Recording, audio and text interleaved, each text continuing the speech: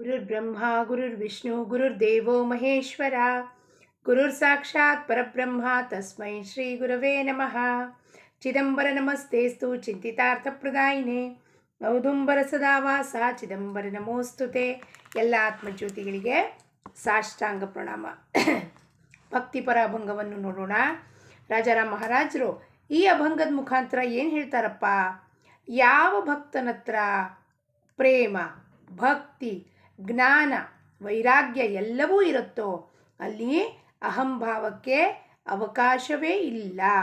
ಅಹಂಭಾವ ಅಂದರೆ ನಾನು ಕರ್ತ ಎಂಬುವ ಭಾವನೆ ಅಲ್ಲಿರೋದೇ ಇಲ್ಲ. ಅವಾಗ ಯಾಕಪ್ಪ? ಭಕ್ತಿ ಪರವಶನಾದಾಗ, ಆ ಭಗವಂತನ ಪ್ರೇಮದಲ್ಲಿ ಮುಳುಗ್ದಾಗ ಅವನ ಹತ್ರ ಕೇವಲ ದೈವೀ ಗುಣ ಸಂಪನ್ನನಾಗಿರ್ತಾನೆ. ವಿನಃ ಈ ಅಹಂಭಾವ, ನಾನು ಮಾಡ್ತಾ ಇದ್ದೀನಿ, ನಾನು ಕರ್ಕೊಂಡು ಹೋಗ್ತೀನಿ, ನಾನು ಹೇಳಿಸ್ತೀನಿ ಜನಕ್ಕೆ, ನಾನು ಮಾಡಿಸ್ದೆ, ನಾನು ಪ್ರಚಾರ ಮಾಡ್ತಿದ್ದೀನಿ, ಇವೆಲ್ಲ ಎಂಥದ್ದು ಒಂದು ಭಾವನೆಯೇ ಇರೋದಿಲ್ಲ. ಆ ಕೆಲಸಗಳನ್ನು ಅವನು ಹೆಂಗೆ ಮಾಡ್ತಿರ್ತಾನೆ ಅಂದರೆ ತುಚ್ಛದಿಂದ ತುಚ್ಛ ಉನ್ಮಟ್ಟದಿಂದ ಉನ್ಮತ್ತವಾದ ಕೆಲಸಗಳನ್ನು ಅವನು ಮಾಡ್ತಿರ್ತಾನಲ್ಲ, ಅವನಿಗೆ ಯಾವುದು ಭೇದ ಭಾವ ಇರೋದಿಲ್ಲ.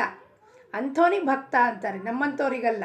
ನಾವು ಒಂದು ಕೆಲಸ ಮಾಡಬೇಕಾದ್ರೆ ವಿಚಾರ ಮಾಡ್ತೀವಿ, ಈ ಕೆಲಸ ನಾನು ಮಾಡೋದಿಲ್ಲ, ಇನ್ನೊಬ್ಬರ ಹತ್ರ ಮಾಡಿಸ್ತೀವಿ. ಯಾಕೆ?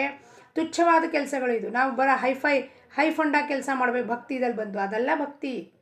ಭಕ್ತಿ ಅಂದರೆ ತುಚ್ಛದಿಂದ ತುಚ್ಛೋತ್ತಮ ಕೆಲಸ ಇರಲಿ, ಉನ್ಮತ್ತದ ಕೆಲಸ ಇರಲಿ, ಎಲ್ಲ ಕೆಲಸಗಳು ಈ ದೇಹದ ಮುಖಾಂತರ ಪರಮಾತ್ಮ ಮಾಡಿಸ್ತಿದ್ದಾನೆ ಅಂತ ಭಾವಿಸಿ ಮಾಡಿದಾಗ ಅಂಥವ್ರ ಹತ್ರ ಕೇವಲ ದೈವೀ ಗುಣ ಸಂಪನ್ನನಾಗ್ತಾನೆ. ಅವನ ಹತ್ರ ಪ್ರೇಮ, ಭಕ್ತಿ, ಜ್ಞಾನ ಎಂಥ ಜ್ಞಾನ? ಪುಸ್ತಕಿ ಜ್ಞಾನ ಅಲ್ಲ. ಆ ಭಕ್ತಿಯಿಂದ ಪರವಶನಾದ ಪರಮೋಚ್ಚವಸ್ಥೆಯಲ್ಲಿ ಏನು ಬರ್ತಾ ಇರ್ತೋ, ಡೌನ್ಲೋಡ್ ಆಗುತ್ತೋ ಅವನಿಂದ, ಪರಮಾತ್ಮನಿಂದ, ಅಂಥ ಒಂದು ಜ್ಞಾನಧಾರ ಹರಿತಾ ಇರುತ್ತೆ. ಏನು ಹೇಳ್ತಾರಪ್ಪ ರಾಜಾರಾಮ್ ಮಹಾರಾಜರು? ಆಶಾ ಲೋಭ ದೂರ ಕರೋನಿ ಲಾಗೆ ದೇವಾಜೀಚೆ ಭಜನಿ ಪ್ರೇಮ ಭಕ್ತಿ ಅಂಗೀ ಜ್ಞಾನಿ ಅಹಂ ಭಾವನ ಸೇಮನಿ ಧನ್ಯತಯಾಚಿ ಜನನಿ ಮಾತಾ ಪಿತಾ ಉಭಯದೋನಿ ದಾಸ ಮಣೆ ಚಿದಂಬರ ತೋಚಿ ಜಾಣಿಜೆ ಅವತಾರ. ಅವತಾರ ಏನಿದೆಯಪ್ಪ? ಭಗವಂತನ ಲೀಲೆ.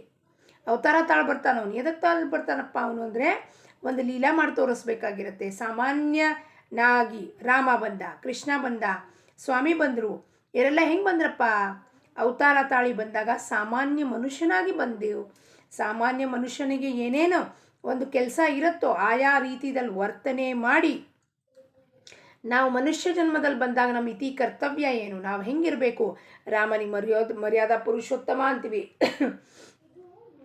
ಕೃಷ್ಣನ ಸ್ಕಿಲ್ಸ್ ಬಗ್ಗೆ ಹೇಳ್ತೀವಿ, ಹೆಂಗೆ ಅವನು ಅಡ್ಮಿನಿಸ್ಟ್ರೇಷನ್ ಮಾಡೋದಾಗಲಿ. ಮತ್ತು ಎಲ್ಲೂ ನಾಹಂ ಕರ್ತ ನಾಹಂ ಭೋಕ್ತಾ ಸ್ಥಿತಿದಲ್ಲಿದ್ದ. ಎಲ್ಲಿ ಯಾವ್ಯಾವ ಸಮಯದಲ್ಲಿ ಯಾವ್ಯಾವ ಕೆಲಸ ಮಾಡಬೇಕು ಆಯಾ ಕೆಲಸ ಮಾಡ್ತಿದ್ದ.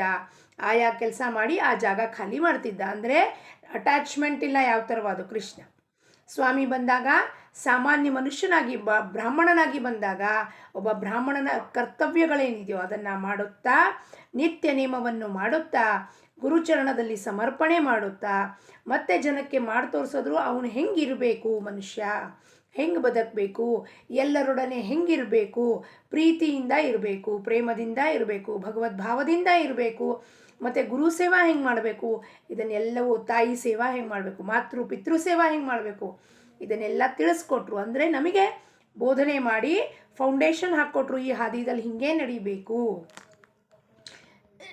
ನಾವು ಹಂಗೆ ನಡೀತಿದ್ದೇವ. ಆಖ್ಯಾನಗಳನ್ನು ಓದ್ತೀವಿ, ಸ್ವಾಮಿ ಚರಿತ್ರೆ ಓದಿದ್ದೀವಿ, ಆದರೆ ಹಂಗೆ ನಡೀತೀವ? ನಮ್ಮ ಪ್ರಶ್ನೆ ನಮಗೆ ಉತ್ತರ ಸಿಗಬೇಕು. ಆಶಾ ಅದಕ್ಕೆ ಎಲ್ಲ ಸಂತರು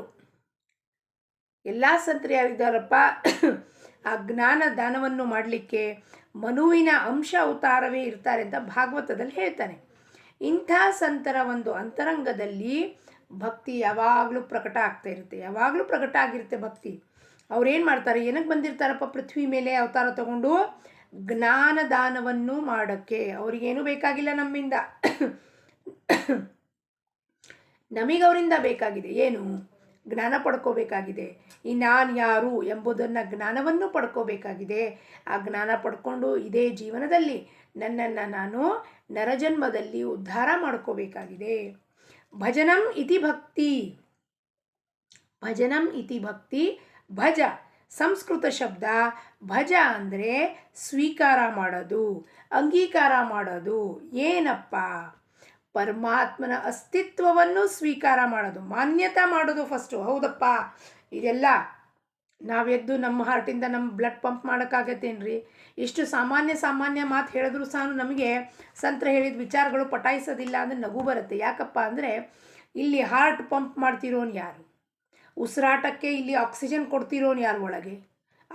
ಒಳಗಿರೋದು ಕಾರ್ಬನ್ ಡೈಆಕ್ಸೈಡ್. ಸೈಂಟಿಸ್ಟ್ ಹೇಳಿದ್ರು ಕೆಟ್ಟ ಅಶುದ್ಧ ವಾಯುಗೆ ಕಾರ್ಬನ್ ಡೈಆಕ್ಸೈಡ್ ಅಂತಾರೆ.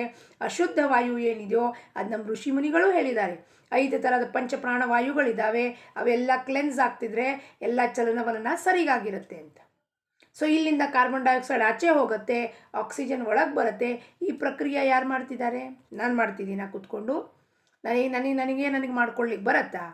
ಹೊಟ್ಟೆನಲ್ಲಿರೋದು ಅನ್ನ ತಿಂದರೆ, ಸ್ಥೂಲ ಶರೀರದಲ್ಲಿ ಅನ್ನ ತಿಂದರೆ ಅದನ್ನು ಡೈಜೆಸ್ಟ್ ಮಾಡಿ ಅದಕ್ಕೆಲ್ಲ ಸೈಂಟಿಸ್ಟ್ ಏನೇನೋ ಹೆಸರು ಕೊಟ್ಟರು, ಡೈಜೆಸ್ಟಿವ್ ಜ್ಯೂಸು, ಆ ಜ್ಯೂಸು, ಈ ಜ್ಯೂಸು ಅಂತ. ಆದರೆ ಜ್ಯೂಸ್ ಪ್ರೊಡ್ಯೂಸ್ ಮಾಡೋನು ಯಾರು? ಆದರೆ ಹಿನ್ನೆಲೆಗೆ ಹೋಗಬೇಕು. ನಾನು ಪ್ರೊಡ್ಯೂಸ್ ಮಾಡಲಿಕ್ಕಾಗತ್ತಾ? ಆಗೋದಿಲ್ಲ. ಅದನ್ನು ತೆಳ್ಳಗೆ ರಕ್ತ ಮಾಡ್ತಾನೆ. ಯಾರು ಮಾಡ್ತಾನೆ ರಕ್ತ? ಯಾವುದು ಅನ್ಡೈಜೆಸ್ಟೆಡ್ ಫುಡ್ ಇದೆಯೋ, ಮಲಮೂತ್ರ ಆಗಿ ಹೋಗೋತ್ತಾಚೆ, ಯಾರು ಮಾಡ್ತಿದ್ದಾನೆ? ಇಷ್ಟು ಒಂದು ಸಣ್ಣ ಪ್ರಶ್ನೆ ನಾನು ವಿಚಾರ ಮಾಡಿದ್ರೆ, ಇಂಥದ್ದು ನಾನು ಏನೂ ಮಾಡ್ತಿಲ್ಲ ಅಂದಮೇಲೆ ಎಲ್ಲಿ ಸುಳೆ ವೃಥ ಅಭಿಮಾನ ಹಿಡ್ಕೊಂಡು ನಾನು ಮಾಡ್ತಿದ್ದೀನಿ ರೀ, ನಾನು ಸತ್ಸಂಗಕ್ಕೆ ಅವ್ರನ್ನ ಕರ್ಕೊಂಡು ಹೋದೆ ರೀ, ನಾನು ಜಪಮಾಲೆ ಕೊಡಿಸ್ದೆ, ನಾನು ಅನುಗ್ರಹ ಕೊಡಿಸ್ದೆ ಅವರಿಗೆ, ನಾನೇ ಕರ್ಕೊಂಡು ಹೋಗಿದ್ದಾಗಿ ಕೆಲಸ ಆಯಿತು ಅಂತ ಅಭಿಮಾನದಿಂದ ಮೆರಿತಾ ಇದ್ದೀವಿ. ಅದು ಸ್ವಾಮಿಗೆ ಮುಟ್ಟತ್ತಾ ಕಾರ್ಯಗಳು ಅನ್ನೋದನ್ನು ನಾವು ಗಂಭೀರವಾಗಿ ವಿಚಾರ ಮಾಡಬೇಕು. ಇದರಿಂದ ನಮ್ಮ ದಾಂಭಿಕ ಪ್ರದರ್ಶನ ಆಗತ್ತೆ ವಿನಃ ನಿಜವಾದ ಭಕ್ತಿ ಆಗೋದಿಲ್ಲ. ರಾಜಾರಾಮ್ ಮಹಾರಾಜರಂತಾರೆ, ಅಂಥವ್ರಿಗೆ ಅಹಂಭಾವವೇ ಇರೋದಿಲ್ಲ. ಯಾವ ಕೆಲಸನೂ ತುಚ್ಛ ಅಂದ್ಕೊಳ್ಳೋದಿಲ್ಲ ಅವರು. ನಾವು ಸೆಲೆಕ್ಟೆಡ್ ಅನ್ಕೋತೀವಿ, ಈ ಕೆಲಸ ಮಾತ್ರ ನಾನು ಮಾಡ್ತೀನಿ, ಬಾಕಿ ಕೆಲಸ ಯಾರೋ ತಲೆ ಮೇಲೆ ಗುಡ್ಡೆ ಮೇಲೆ ಕಟ್ಬಿಡ್ತೀವಿ, ಇದನ್ನು ನೀನು ಮಾಡು, ಇದನ್ನು ನೀನು ಮಾಡು. ನಾನೇನು ಮಾಡ್ತೀನಿ? ನಾನಲ್ಲಿ ಬಾಸಿಸಮ್ ಮಾಡ್ತೀನಿ. ಅದಕ್ಕೆ ಭಕ್ತಿ ಅನ್ನೋದಿಲ್ಲ. ಸ್ವೀಕಾರ ಮಾಡೋದು, ಒಮ್ಮೆ ಸ್ವೀಕಾರ ಮಾಡಿದ್ರಾ ಆವಾಗ ಏನಂತ ಅವನ ಅಸ್ತಿತ್ವವನ್ನು ನಾವು ಸ್ವೀಕಾರ ಮಾಡಿದ್ವಾ, ಆವಾಗ ಅವನ ಬಗ್ಗೆನೇ ಮಾತಾಡೋದು, ಅವನ ಸ್ತುತಿನೇ ಮಾಡೋದು, ಅವನ ಭಜನೆಯೇ ಮಾಡೋದು. ಭಜ ಅಂದರೆ ಸ್ವೀಕಾರ ಮಾಡೋದು. ಏನನ್ನ ಅಪ್ಪ ನೀನು ಪರಮಾತ್ಮ ಕರ್ತಾಧರ್ತಾ ಇದೆಯಾ, ನನ್ನನ್ನು ಒಂದು ಈ ದೇಹವನ್ನು ನಿಮಿತ್ತ ಮಾಡಿ ಅದನ್ನು ಉಪಯೋಗಿಸಿ ನಿನ್ನ ಕೆಲಸವನ್ನು ಮಾಡ್ಕೋತೀಯಪ್ಪ ಅಂತ ಯಾವಾಗ ಮಾನ್ಯತೆ ಆಗುತ್ತೋ ಅವಾಗ ಈ ಅಹಂಭಾವ ನಷ್ಟ ಆಗುತ್ತೆ. ನನ್ನ ಒಂದು ಹೆಜ್ಜೆನೂ ಇಡ್ಲಿಕ್ಕಾಗೋದಿಲ್ಲ ಇಲ್ಲಿಂದ ಅಂದಮೇಲೆ ಬಾಕಿ ಕೆಲಸಗಳು ನಾನು ಕರ್ತಾ ಅಂತ ಹೆಂಗೆ ನಾನು ಡೂವರ್ಶಿಪ್ ತೊಗೊಳ್ಲಿಕ್ಕಾಗತ್ತೆ? ಆವಾಗ ಕೇವಲ ಅವನ ಬಗ್ಗೆ ಮಾತಾಡೋದು, ಅವನ ಭಜನೆ ಮಾಡೋದು, ಅವನ ಕೀರ್ತನ ಮಾಡೋದು, ಅವನ ಅಭಂಗಗಳನ್ನು ಬರ್ಕೊಳ್ಳೋದು, ಹೇಳ್ಕೊಳ್ಳೋದು, ಅದರ ಚಿಂತನ ಮನನ ಶ್ರವಣ ಮಾಡೋದು. ಅವಾಗೇನಾಗತ್ತಪ್ಪ, ಇಂಥ ಒಂದು ಅತ್ಯಂತ ಪ್ರೇಮದಿಂದ, ಉತ್ಕಟವಾದ ತಳಮಳದಿಂದ, ಪ್ರೇಮದಿಂದ ಭಜನೆ ಮಾಡಿದಾಗ ಆ ಭಕ್ತಿ ಮಾತೆಯ ಉದರದಲ್ಲಿ ಜನಿಸಿದ ಜ್ಞಾನ ವೈರಾಗ್ಯ ಶುದ್ಧವಾದ ಜ್ಞಾನ. ಚಿತ್ ಅಂದರೆ ಶುದ್ಧವಾದ ಜ್ಞಾನ. ಅಂಬರಕ್ಕಿಂತನೂ ಜಾಸ್ತಿ ವ್ಯಾಪಕ ಆಗಿರುವ ಆ ಚಿದಂಬರ ಏನಿದೆಯೋ ಶುದ್ಧವಾಗತ್ತೆ, ಸಹಜವಾಗಿ ಪ್ರಕಟ ಆಗತ್ತೆ. ಅದಕ್ಕೆ ಪುಸ್ತಕಿ ಜ್ಞಾನ ಅಲ್ಲ, ಸಹಜವಾಗಿ ಒಳಗಿಂದ ಪ್ರಕಟ ಆಗ್ತಿರತ್ತೆ. ಸಹಜವಾಗಿ ಅವ್ರು ಮಾತಾಡ್ತಾರೆ. ಅಲ್ಲಿ ಯಾವ ಥರವಾದ ಒಂದು ಬಟರಿಂಗ್ ಇಲ್ಲ, ಅಥವಾ ಏನು ಹೇಳಬೇಕು ಅಂತ ಯೋಚನೆ ಮಾಡೋದಿಲ್ಲ. ಇದನ್ನು ಹೇಳಿದ್ರೆ ಹಂಗೆ, ಇದನ್ನು ಹೇಳಿದ್ರೆ ಅದಂಗೆ ಪ್ರಾಕ್ಟೀಸ್ ಮಾಡ್ಕೊಳ್ಳೋ ಬರೋದು ಅವಶ್ಯಕತೆ ಇಲ್ಲ ಅದರಲ್ಲಿ. ಯಾಕೆಂದರೆ ಭಗವಂತ ಮಾತಾಡಿಸ್ತಿರ್ತಾನೆ ಬಾಯಿಯಿಂದ. ವಾಣಿ ಅವಂದೇ, ಇಂದ್ರಿಯ ಸೂಕ್ಷ್ಮ ವಾಣಿ ಅವನು, ಇಂದ್ರಿಯಗಳು ಅವನು, ಹೇಳ್ತಿರೋನು ಭಗವಂತ ಅಂದಮೇಲೆ ಈ ದೇಹಕ್ಕೆ ಯಾವ ಅಭಿಮಾನ ಇರುತ್ತೆ? ಅದು ಮುಕ್ತವಾಗಿ ಹೇಳ್ತಾ ಇರುತ್ತದು ಮಾತದು. ಯಾಕೆಂದರೆ ಹೇಳ್ತಿರೋನೇ ಪರಮಾತ್ಮ ಹೇಳಿದ್ಮೇಲೆ ಅಲ್ಲಿ ನಮ್ದೇನಿದೆ ಅಲ್ಲಿ ಕೆಲಸ? ನಮ್ದು ಏನೂ ಇಲ್ಲ. ಬರೀ ಕೇವಲ ಆ ಇಂದ್ರಿಯಗಳು, ಆ ವಾಚ, ಜಡದೇಹ ಮಾತಾಡ್ತಿರತ್ತೆ. ಪುಸ್ತಕಿ ಜ್ಞಾನ ಸಂತರಿಗೆ ಮಾನ್ಯತೆ ಇಲ್ಲ. ಭಕ್ತಿಯಿಂದ ಉಗಮ ಆಗಿದ್ದ ಜ್ಞಾನವೇ ಸಹಜವಾದ ಜ್ಞಾನ. ಅದು ಅವ್ರ ಬೋಧನೆ ಕೇಳಿದಾಗ ನಮ್ಮ ಮನಸ್ಸು ಪರಿವರ್ತನೆ ಆಗತ್ತೆ. ಈಗ ಕೂಪ್ಗಡ್ಡಿ ಮಹಾರಾಜರು ಮನಾಚೆ ಶ್ಲೋಕ ಹೇಳ್ತಿರ್ತಾರೆ, ದಾಸಬೋಧ ಹೇಳ್ತಿರ್ತಾರೆ. ಹೆಂಗೆ ಹೇಳ್ತಿರ್ತಾರಪ್ಪ? ಸಹಜವಾಗಿ ಧಾರಾಕಾರವಾಗಿ ಹರಿತಾ ಇರ್ತದೆ. ಹೆಂಗೆ ಧಾರಾಕಾರವಾಗಿ ಹರಿತಾ ಕೇಳ್ತಿದ್ರೆ ಹೆಂಗೆ ಅನ್ಸುತ್ತೆ? ಆ ಕಣ್ಮುಂದೆ ಆ ದೃಶ್ಯ ಎಲ್ಲ ನಮ್ಮ ಕಣ್ಮುಂದೆ ಬಂದ್ಬಿಡುತ್ತೆ. ಇದೆಲ್ಲ ಈ ಕ್ಷಣಕ್ಕೆ ನಮ್ಮ ಕಣ್ಮುಂದೆ ನಡೀತಾ ಇದೆ. ಅದು ಸಹಜವಾಗಿ ಅವರು ಆ ಭಕ್ತಿಯ ಪರವಶದಲ್ಲಿ ಯಾವಾಗ ಅವ್ರು ಮುಳುಗೋಗಿರ್ತಾರೋ ಅವಾಗ ಸಹಜವಾಗಿ ಅವ್ರು ಒಮ್ಮೊಮ್ಮೆ ಅವ್ರು ನಗ್ತಾರೆ, ಒಮ್ಮೊಮ್ಮೆ ಅವ್ರು ಅಳ್ತಾರೆ, ಒಮ್ಮೊಮ್ಮೆ ಭಾವವಿಭೋರಾಗ್ಬಿಡ್ತಾರೆ, ಕಂಠ ಸದ್ಗತಿ ತಾಗೋಗಿರುತ್ತೆ. ಅಂದ್ರೆ ಎಲ್ಲವೂ ಆ ಭಕ್ತಿ ಪರವಶತೆಯ ಲಕ್ಷಣದಲ್ಲಿ ಹೆಂಗೆ ಹೇಳ್ತಿರ್ತಾರಪ್ಪ ಅಂದರೆ ಅಮೃತಧಾರೆ ಹರಿತಾ ಇರುತ್ತೆ. ಅವ್ರ ವಾಣಿ ಮುಖಾಂತರ ಅಮೃತ ಧಾರಾಕಾರವಾಗಿ ಅಮೃತ ಹರಿತಾ ಇರುತ್ತೆ. ಆ ಅಮೃತವನ್ನು ನಮಗವ್ರು ಕೊಟ್ಟಾಗ ಹೆಂಗೆ ಅನ್ಸತ್ತಪ್ಪ, ಕೃತಾರ್ಥರಾದ್ವಪ್ಪ ಈ ಜನ್ಮದಲ್ಲಿ ಅಂತ ಅನುಭವ ಬರುತ್ತೆ. ಯಾವ ಭಕ್ತನ ಹತ್ರ ಪ್ರೇಮ, ಭಕ್ತಿ, ಜ್ಞಾನ ಎಲ್ಲವೂ ಇರುತ್ತೋ ಅಲ್ಲಿ ಅಹಂಭಾವ ಇರುವುದಿಲ್ಲ. ಅವಾಗ ಈ ಭಕ್ತ ಏನಿರ್ತಾನೆ ಭಕ್ತಿಯ ಪದದ ಮೇಲೆ ಆರೂಢನಾಗಿ ನಿತ್ಯವಾಗಲೂ ದೇವರ ಭಜನೆ ಮಾಡ್ತಾ ಇರ್ತಾನೆ. ಅದರ ಹೊರತಾಗಿ ಏನೂ ಮಾಡೋದಿಲ್ಲ. ದೇವರ ಭಜನೆ ಮಾಡೋದು ಅಂದರೆ ಏನು? ಅವನ ಅಸ್ತಿತ್ವ ಸ್ವೀಕಾರ ಮಾಡಿದ್ಮೇಲೆ ಕೂತಾಗ, ನಿಂತಾಗ, ಹೋಗುವಾಗ, ಬರುವಾಗ, ಮಲಗಿದಾಗ ಎಲ್ಲ ಅವಸ್ಥೆಯಲ್ಲೂ ಎಲ್ಲ ಕಾಲದಲ್ಲೂ ಕೇವಲ ಅವನ ಬಾಯಲ್ಲಿ ಚಿದಂಬರ ಚಿದಂಬರ ಚಿದಂಬರ ಚಿದಂಬರ ಹೊರತಾಗಿ ಇನ್ನೊಂದು ಮಾತಿರೋದಿಲ್ಲ. ನನಗೆ ಆಶ್ಚರ್ಯ ಆಗುತ್ತೆ, ಇನ್ನೊಂದು ಮಾತಾಡೋಕ್ಕೆ ನಮ್ಮ ಹತ್ರ ಹೆಂಗಪ್ಪ ಟೈಮ್ ಇದೆ ಅಂತ. ಇಷ್ಟು ವರ್ಷಗಳ ಕಾಲ ಯಾವಾಗ ನಾನು ವೇಸ್ಟ್ ಮಾಡೋದ್ನೋ ಅವಾಗ ಅಂದ್ಕೊಂಡೆ, ಇಷ್ಟು ವರ್ಷಾನುವರ್ಷ ನಾನು ವೇಸ್ಟ್ ಮಾಡಿಬಿಟ್ನಲ್ಲಪ್ಪ ಪರಮಾತ್ಮ, ಇದಕ್ಕಿಂತ ಮುಂಚೆ ಯಾಕೆ ನೀನು ನನಗೆ ಸಿಗಲಿಲ್ಲ, ಯಾಕೆ ನನಗೆ ಅರಿವು ಮಾಡಿಕೊಡ್ಲಿಲ್ಲ? ಆ ಸಮಯವನ್ನು ಯಾವ ಸಮಯ ನಾನು ಬಳಸ್ಕೊತಾ ಇದ್ದೆ ನಾನು ಓದೋಕ್ಕೆ ಎಲ್ಲ, ಆದರೆ ಅದರಲ್ಲೂ ಎಷ್ಟು ಸಮಯ ನಾನು ವ್ಯರ್ಥ ಮಾಡಿದ್ದೀನಿ. ಫುಲ್ಲಿ ಯುಟಿಲೈಸ್ ಮಾಡಿದ್ದೀನಿ ಅಂತಲ್ಲ, ಆ ಕಾಲಖಂಡದಲ್ಲಿ ನನ್ನನ್ನು ನಾನು ನೋಡಿಕೊಂಡ್ರೆ ಎಷ್ಟು ಸಮಯ ಭಗವಂತ ನನಗೆ ಫ್ರೀ ಟೈಮ್ ಕೊಟ್ಟಿದ್ದ. ಮಕ್ಕಳು ಸ್ಕೂಲಿಗೆ ಹೋಗ್ಬಿಡ್ತಿದ್ರು, ಯಾರೂ ಇರ್ತಿರ್ಲಿಲ್ಲ ಮನೆಯಲ್ಲಿ, ನಾನೇನು ಮಾಡ್ತಿದ್ದೆ? ಓದ್ತಿದ್ದೆ, ಜಪ ಮಾಡ್ತಿದ್ದೆ, ಆದರೆ ಫುಲ್ಲಿ ಮಾಡ್ತಿರಲಿಲ್ಲ. ಮಾಡೋದು ಸ್ವಲ್ಪ ಹೊತ್ತಾದ್ಮೇಲೆ ಮತ್ತೆ ಯಾರ್ದ್ರ ಜೊತೆ ಮಾತಾಡೋದು, ಯಾರ ಜೊತೆ ಚಾಟ್ ಮಾಡೋದು, ಯಾರೋ ಏನೋ ಹೇಳೋದು ಕೂಡಲೇ ಬೇಜಾರು ಮಾಡ್ಕೊಳ್ಳೋದು, ಹೀಗೆಲ್ಲ ಮಾಡಿ ನನ್ನ ಕಾಲಖಂಡವನ್ನು ಎಷ್ಟು ವ್ಯರ್ಥ ಮಾಡೋದ್ನಲ್ಲಪ್ಪ ಪರಮಾತ್ಮ. ಈ ಕಾಲಖಂಡ ವ್ಯರ್ಥ ಮಾಡ್ದಲೇ ನಿನ್ನನ್ನು ಇನ್ನೂ ಅರಿತುಕೊಳ್ಳೋಷ್ಟು ನಾಮಸ್ಮರಣೆ ಮಾಡಿದರೆ ನೀನು ಇನ್ನೂ ಬೇಗ ನನಗೆ ಸಿಗ್ತಾ ಇದೆಯಲ್ಲೋ ಚಿದಂಬರ, ಯಾಕೆ ಈ ಕಾಲಖಂಡವನ್ನು ನನಗೆ ದೊರಕಿಸ್ಕೊಡ್ಲಿಲ್ಲಪ್ಪ ಅಂತ ಪಶ್ಚಾತ್ತಾಪ ಆಗುತ್ತೆ. ಅವ್ರ ಬಗ್ಗೆ ಅವರೇನೋ ಹೇಳಿದ್ರು ಅದಕ್ಕೆ ಬೇಜಾರಾಯಿತು, ಇವರೇನೋ ಹೇಳಿದ್ರು ಬೇಜಾರಾಯಿತು, ಇವ್ರು ಯಾಕೆ ನನ್ನ ಬಗ್ಗೆ ಹಿಂಗೆ ಮಾತಾಡ್ತಾರೆ, ಅವ್ರು ಯಾಕೆ ನನ್ನ ಬಗ್ಗೆ ಹಿಂಗೆ ಮಾತಾಡ್ತಾರೆ ಅನ್ನೋ ವಿಚಾರ ಮಾಡೋದ್ರಲ್ಲಿ ಸಮಯ ಹಾಳು ಮಾಡಿಕೊಂಡ್ರೆ, ಆದರೆ ಎಲ್ಲವೂ ನಮ್ಮ ಪ್ರಾರಬ್ಧ ಹೆಂಗೆ ಬರೆದಿರುತ್ತೋ ಅದೇ ರೀತಿಯೇ ಆಗತ್ತೆ ಅಂತ ಸದ್ಗುರು ಹೇಳಿದ್ಮೇಲೆ ಅರ್ಥ ಆದಮೇಲೆ ಮುಗೀತು ಕತೆ ಅಲ್ಲ. ಅವಾಗಿಂದ ಯಾರ ಬಗ್ಗೆ ವಿಚಾರ ಮಾಡೋಂಗಿಲ್ಲ, ಯಾರ ಬಗ್ಗೆ ಮಾತಾಡೋಂಗಿಲ್ಲ, ಯಾರ ಬಗ್ಗೆ ಸಮಯ ಹಾಳು ಮಾಡೋಂಗಿಲ್ಲ. ಯಾಕೆ?